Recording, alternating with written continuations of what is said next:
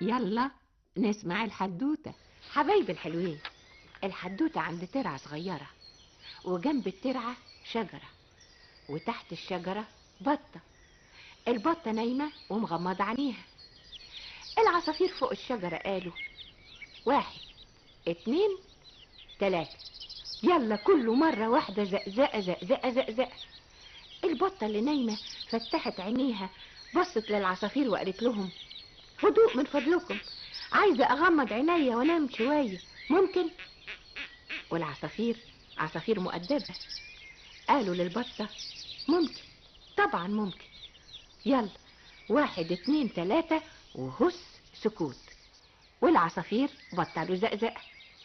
البطة غمضت عينيها، لكن الضفادع تحت الشجرة قالوا: